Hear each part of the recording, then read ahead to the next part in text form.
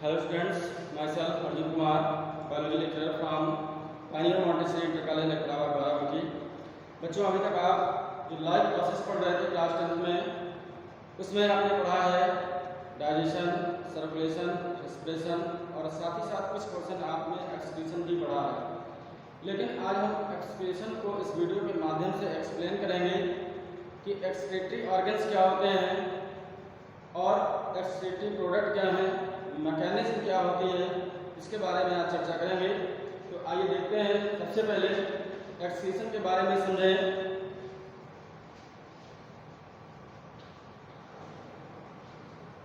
उत्सर्जी तंत्र,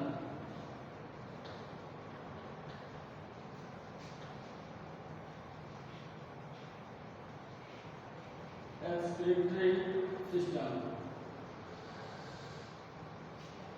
excretory system को समझने से पहले हम आपको ये बता दें कि हमारी बॉडी में सेल्स में, चाहे वो प्लांट्स हों या एनिमल्स हों, लिविंग बींग्स में मेटाबॉलिज्म की जो प्रोसेस होती है, मेटाबॉलिज्म 2 चरणों में पूर्ण होने वाली प्रक्रिया है, जिसको हम एनाबॉलिज्म और कैटाबॉलिज्म कहते हैं। तो मेटाबॉलिज्म क्या है कि कैटाबॉलिक प्रोसेस और एनाबॉलिक प्रोसेस होती हैं, इनको मिलाकर हम मेटाबॉलिज्म कहते हैं। और इस दौरान जब कैटाबॉलिक प्रोसेस होती है सेल में, तो हार्मफुल वेस्ट प्रोडक्ट बनते हैं। इन वेस्ट प्रोडक्ट का शरीर से बाहर निकलना आवश्यक होता है, क्योंकि ये सेल्स के लिए हार्मफुल होते हैं। अब ऐसी परिस्थिति में हम इसकी थोड़ा चर्चा कर लें। मेटाबॉलिज्म क्या है, उसके बाद हम बताएंगे एक्सक्रीटरी प्रोडक्ट क्या होते हैं। तो मेटाबॉलिज्म जो है,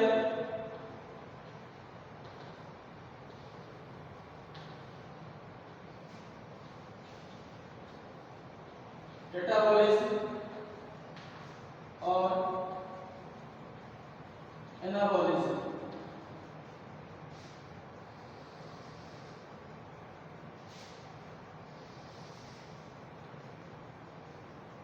catabolism and anabolism are collectively known as metabolism. अब यहाँ पर जो कैटाबॉलिक प्रोसेस होती है, इसमें जो कंपोनेंट्स होते हैं उनका डिस्ट्रक्शन होता है, साथ यानी कि हम कह सकते हैं ये डिस्ट्रक्टिव प्रोसेस होती है। These are destructive process.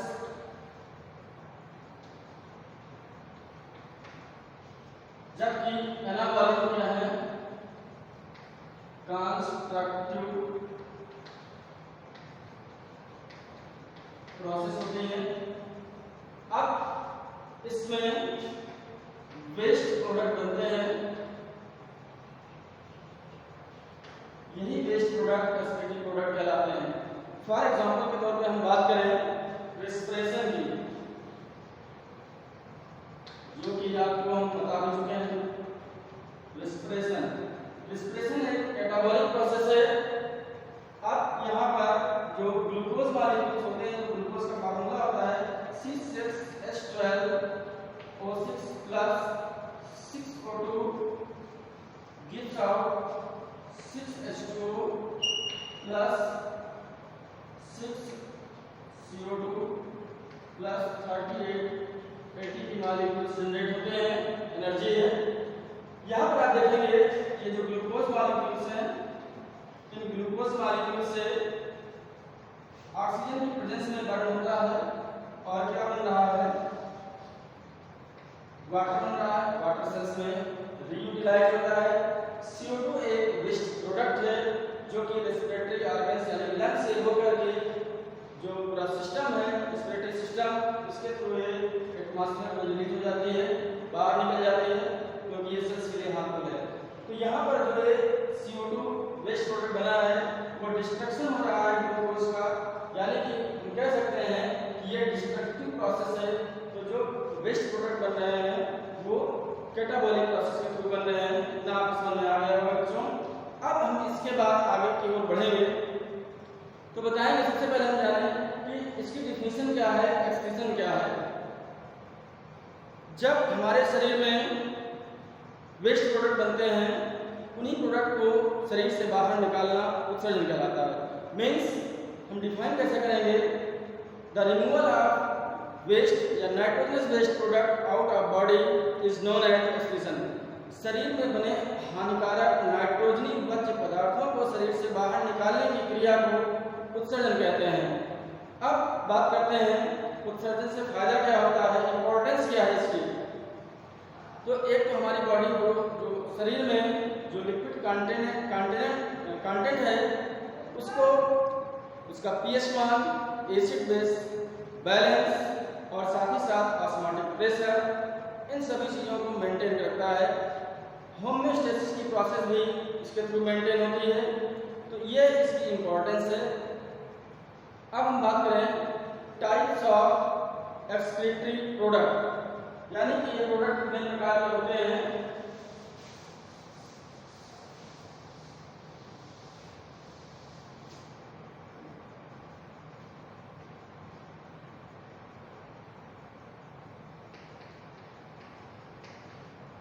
उत्सर्जी पदार्थ,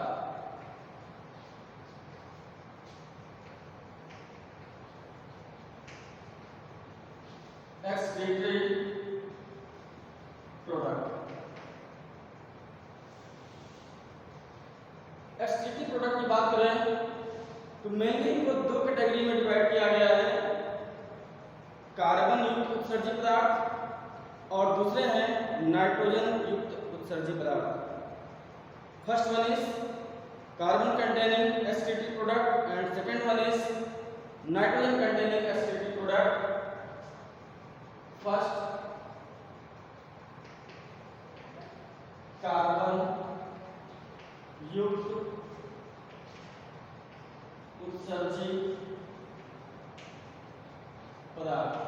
कार्बन युक्त उत्सर्जी पदार्थ होते हैं कार्बन कंटेनिंग।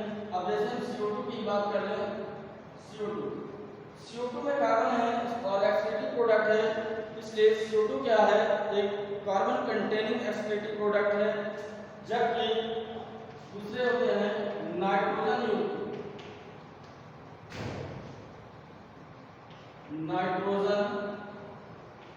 युक्त उत्सर्जी पदार्थ। इसमें कई कैटेगरीज हैं, जैसे कि कई एग्जाम्पल के तौर पे आपको देखने को मिलेगा अमोनिया,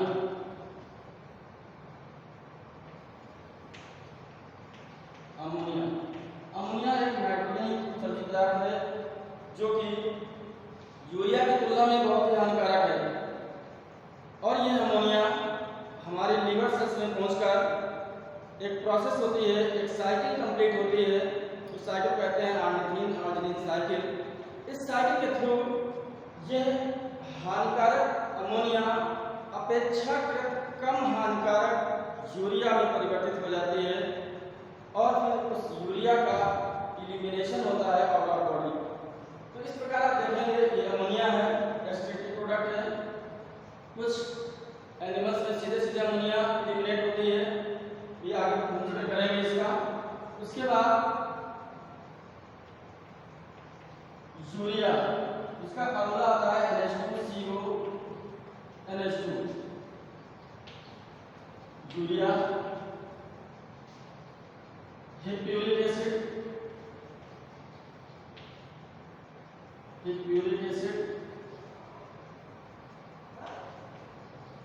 कुछ एनिमल्स सीधे सीधे अमीनो एसिड को इलिमिनेट करते हैं, तो अमीनो एसिड्स और क्रिएटिनिन।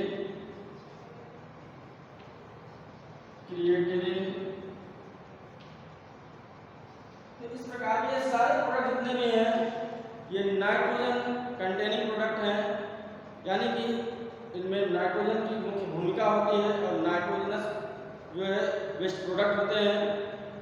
तो इस प्रकार को हम उत्सर्जी पदार्थों को दो कैटेगरी में डिवाइड करते हैं, कार्बन युक्त उत्सर्जी पदार्थ और नाइट्रोजन युक्त उत्सर्जी पदार्थ।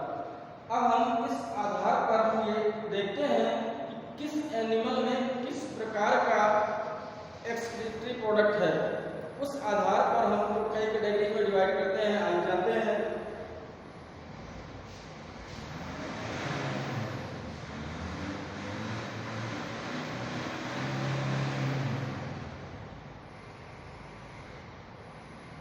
अगर हम बात करें on the basis of excretory product,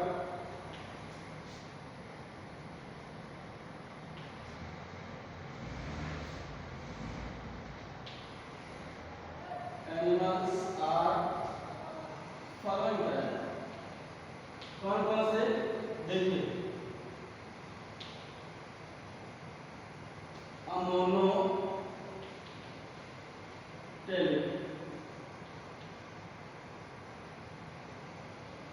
ureotelic, uricotelic. अब इस आधार पर अमोनोटेलिक, यूरियोटेलिक, यूरिकोटेलिक मीन्स अगर हम इसको डिफाइन करें तो अमोनोटेलिक एनिमल्स जो होते हैं वो जनरली अमोनिया का एलिमिनेशन करते हैं, एक्सक्रीटरी प्रोडक्ट के रूप में अमोनिया का उत्सर्जन करते हैं, इसलिए ये एनिमल्स अमोनोटेलिक कहलाते हैं। Means such kind of animals eliminate ammonia as a by product, excretory product, hence are called ammonotelic animal and such phenomena is called ammonotelism। इसी प्रकार और हम अगर एग्जांपल की बात करें यहाँ पर आप देखेंगे तो जैसे प्रोटोजोन्स के प्राणी जो होते हैं फ्रेश वाटर या मैरीन वाटर हो, अब ये एनिमल्स जो है अमोनिया का एलिमिनेशन करते हैं, इसलिए अमोनोटेलिक एनिमल्स कहलाते हैं। अमीबा है, पैरामीशियम है, ग्लिना है, सो ये एनिमल्स क्या है, अमोनोटेलिक एनिमल्स हैं। इसी प्रकार अगर हम या कुछ स्पंजेस भी होते हैं, स्पंजेस हैं तो भी अमोनिया का उत्सर्जन करते हैं। Ureotelic animals means such type of animals eliminate urea as a excretory product. कहने का अभिप्राय यह है कि इस प्रकार के एनिमल्स उत्सर्जित पदार्थ के रूप में यूरिया का उत्सर्जन करते हैं, अतः इनको हम यूरियोटेलिक एनिमल कहते हैं। इसमें क्या है, एग्जाम्पल के तौर पर अगर बात करें जैसे फ्रॉग, टोड, यहाँ तक कि including human being and other mammals, तो ये सभी एनिमल्स क्या होते हैं, यूरियोटेलिक एनिमल हैं, क्योंकि इनका जो मुख्य उत्सर्जित पदार्थ होता है वो यूरिया होता है। और साथ में हम यूरिकोटेलिक एनिमल की बात करें जो कि इसका एग्जांपल है इंसेक्ट्स होते हैं, बर्ड्स, क्योंकि such type of animals eliminate or excrete uric acid as a byproduct, as a excretory product, hence are called uricoteric animals and such phenomena is called uricotelism। Means इस प्रकार के जंतु उत्सर्जी पदार्थ के रूप में यूरिक एसिड का उत्सर्जन करते हैं, अतः इनको यूरिकोटेलिक जंतु या यूरिकोटेलिज्म कहा जाता है। तो ये तीन प्रकार के ऐसे जंतु हैं जो कि एक्सक्रीटरी प्रोडक्ट के आधार पर इनको कैटेगराइज किया गया है। अब हम बात कर लें एक्सक्रीटरी ऑर्गन्स की, यानी कि उत्सर्जी अंग। उत्सर्जी अंग क्या होते हैं, तो सिंपल सी बात है, दो organs which are elimination of excretion, या ऐसे अंग जो कि उत्सर्जन में सहायता करते हैं उन्हें हम उत्सर्जी अंग कहते हैं।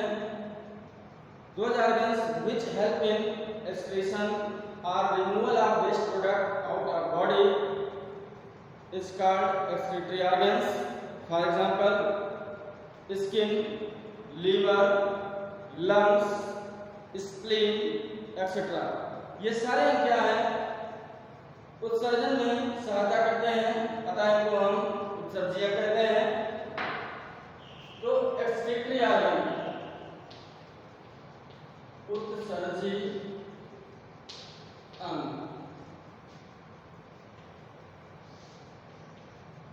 एक्सक्रीटरी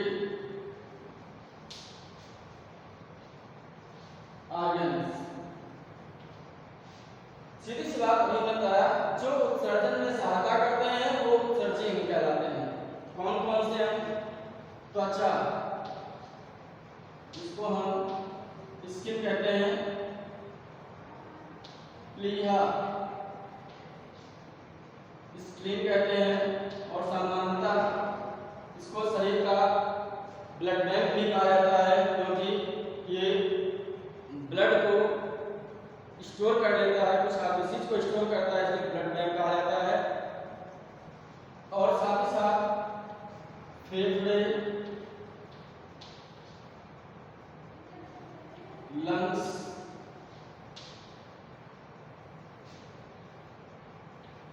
यकृत, लीवर, तो ये सारे क्या है? उत्सर्जी कहलाते हैं। कहीं ना कहीं वेस्ट प्रोडक्ट को रिमूव करते हैं या कन्वर्जन करते हैं, उनको बॉडी से निकालने में मदद करते हैं, इसलिए उत्सर्जी कहलाते हैं। लेकिन अगर हम एक बात करें उत्सर्जी, जैसे हम कुछ ग्रुप ऑफ एनिमल्स की बात करें, प्रोटोजोन्स में क्या है? सीधे सिंपल डिवीजन, यानी जो प्लाज्मा लेमा होती है, प्लाज्मा लेमा। अब ये बॉडी है अमीबा की, तो इसमें जो है एक्सक्रीटरी प्रोडक्ट जो भी अमोनिया बनता है, ये सराउंडिंग वाटर जो है ये डिफ्यूज होकर के बाहर निकल जाती है, डिफ्यूज आउट होती है। तो इस प्रकार से अमोनिया इसके शरीर से प्लाज्मा लेमा के थ्रू सिंपल डिफ्यूजन के द्वारा बाहर निकल जाती है। इसी प्रकार स्पंजत में भी अमोनिया बाहर निकल जाती है। इसके बाद हम जब आगे की ओर बढ़ेंगे तो अलग अलग ग्रुप के जो एनिमल्स हैं उनमें अलग अलग प्रकार के एक्सक्रीटरी ऑर्गन्स पाए जाते हैं। जैसे प्लेटीहेल्मिन्थेस में बात करें, प्लेटीहेल्मिन्थेस, इनमें जो एक्सक्रीटरी ऑर्गन होता है वो विशेष प्रकार के सेल्स, इनको हम कहते हैं फ्लैम सेल्स, ज्वाला कोशिकाएं, क्योंकि इनका जो स्ट्रक्चर होता है कुछ इस प्रकार से होता है,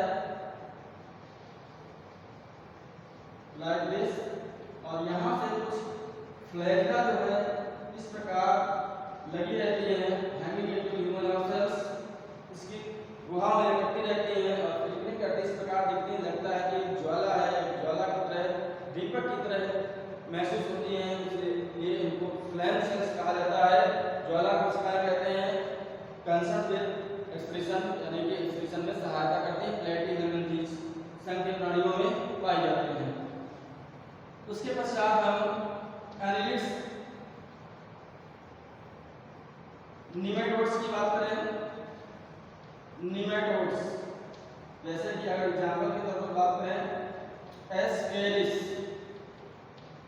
एस्केरिस में विशेष प्रकार की एच आकार की सेल्स पाई जाती हैं, उन सेल्स को कहते हैं रीनेट सेल्स। रीनेट सेल्स के द्वारा एक्सप्रेशन होता है।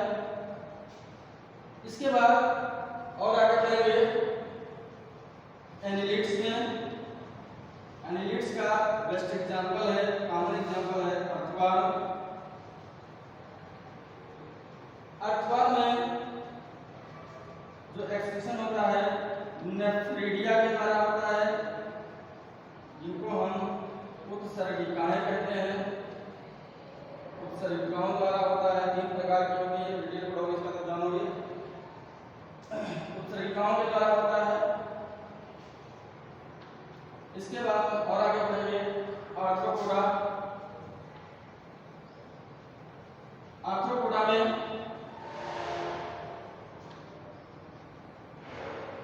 आर्थ्रोपोडा में कुछ विशेष प्रकार की नलिकाएं, ट्यूब्यूल्स होती हैं, इनको हम कहते हैं मेलपिगियन ट्यूब्यूल्स, यानी कि मेलपिगी नलिकाएं, मलपिगी नलिकाओं द्वारा उत्सर्जन होता है। और फिर इसके आगे और बढ़ेंगे तो अदर जो ग्रुप्स हैं, यानी कि अगर कार्डेट्स में पहुंचा है, कार्डेट्स में फिर किडनी का डेवलपमेंट हो जाता है, तो किडनी है तो किडनी मेन रोल होता है उसका एक्सप्रेशन में। तो इस प्रकार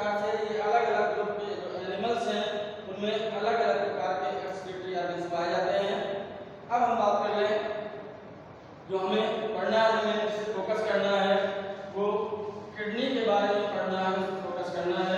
तो आइए जानते हैं किडनी का स्ट्रक्चर और एनाटॉमी, जिनको हम हिंदी में कहते हैं वृक्क।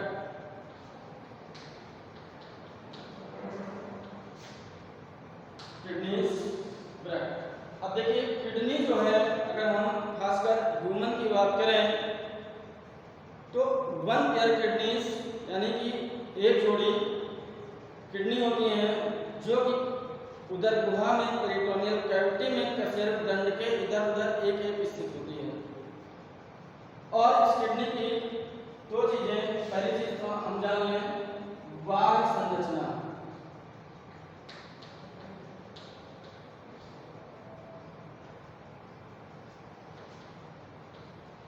मॉर्फोलॉजी, और दूसरी चीज है इसकी आंतरिक संरचना।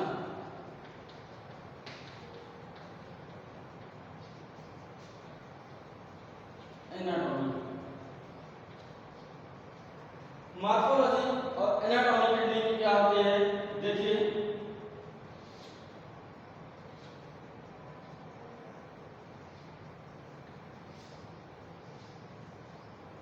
इस प्रकार से किडनी जिसके ऊपर एक टोपीनुमा ग्लैंडुलर स्ट्रक्चर लगा होता है, इस स्ट्रक्चर को हम कहते हैं एड्रिनल ग्लैंड।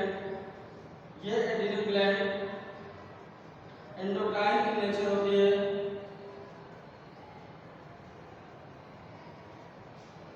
आप देखेंगे ये जो स्ट्रक्चर है ये किडनी का है, ये पूरी इसको कहते हैं आदि वृक्क।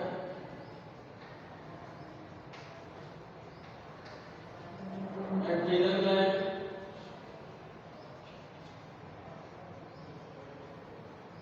ये ब्लड को लेकर आती है किडनी में एंट्री करती है। रीनल आर्टरी कहलाती है। रीनल आर्टरी मींस वृक्क धमनी, और जो बाहर निकल रही है वो वृक्क शिरा कहला रही है। वृक्क शिरा, रीनल वेन, और ये मूत्रवाहिनी जो किडनी से बाहर निकलती है, यूरेटर कहेंगे इसको, और ये है हमारा वृक्क किडनी। तो ये किडनी की मॉर्फोलॉजी हो गई, मीन्स बाहरी संरचना या बनावट। तो आप किडनी देखें नॉर्मली तो एक किडनी का जो आकार है वो सेन के बीच का आकार होता है इसका, और उसके ऊपर एक टोपीनुमा या त्रिकोणाकार संरचना लगी होती है जिसको अधिवृक्क ग्रंथि या एड्रिनल ग्लैंड कहते हैं। और किडनी का जो एक पोर्शन आप देखेंगे बाहर उभरा होता है कन्वेक्स, और दूसरा पोर्शन जो अंदर की ओर धंसा है कनकेविटी है। इस कन्वेक्स वाले पोर्शन पर बाहर की ओर निकला हुआ पोर्शन कहलाता है। कनकेविटी वाले भाग से रीनल आर्टरी इंटर करती है और रीनल वेन बाहर निकलती है, यूरेटर बाहर निकलती है। तो इस कनकेविटी वाले पोर्शन को हीलम कहते हैं, हीलम या हीलस। तो ये स्ट्रक्चर जो है वो किडनी की बाह्य संरचना का है। अब हम यही थोड़ा सा फोकस कर लें इसकी आंतरिक संरचना किस प्रकार होती है। तो बिल्कुल लगभग सेम स्ट्रक्चर आप देखेंगे इस प्रकार।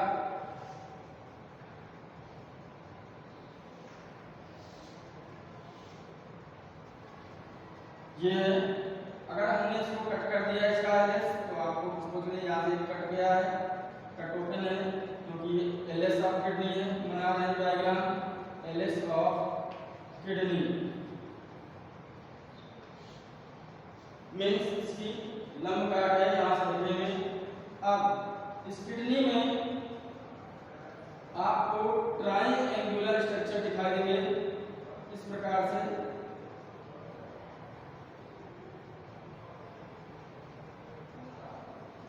ये ट्रायंगुलर स्ट्रक्चर्स जो दिखाई देते हैं ये पिरामिड्स कहलाते हैं, इनको हम कहते हैं पिरामिड्स।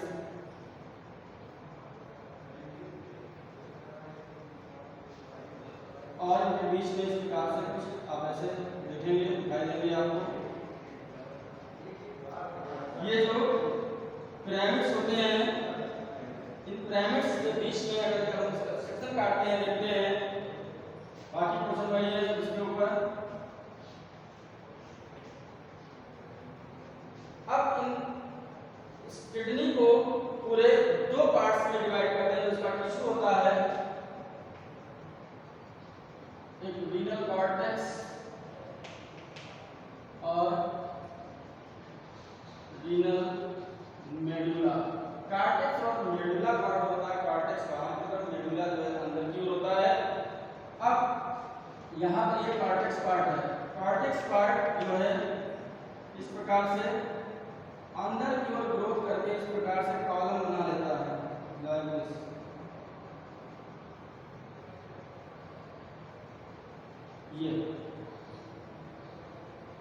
ये जो कॉर्टेक्स या कॉर्टिकल रीजन है, ये ग्रोथ करके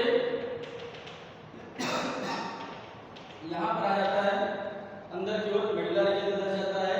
ये लंबे कॉलम की तरह दिखाई देता है। इस कॉलम को कहते हैं, इस पार्ट को कहते हैं रीनल कॉलम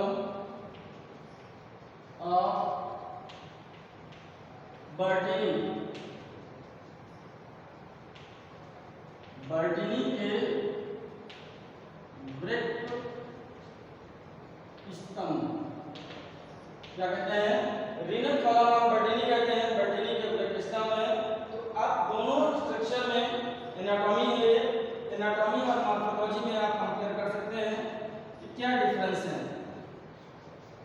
एड्रिनल ग्लैंड है जो कि एंडोक्राइन नेचर होती है, अंतःस्रावी ग्रंथि है, और ये आपको स्ट्रक्चर दिख रहा है किडनी का जो कि बाह्य संरचना है। ये एनाटॉमी का स्ट्रक्चर है, पिरामिड्स हैं। ये कॉर्टिकल रीजन अंदर ग्रोथ करके लंबे कॉलम की तरह दिखाई देता है। इन कॉलम्स को हम रीनल कॉलम ऑफ बर्टिनी या बर्टिनी के ब्रेक स्तंभ कहते हैं। और ये यूरेटर है और ये रीनल वेन, रीनल आर्टरी। तो ये सारे पार्ट्स हो गए किडनी के।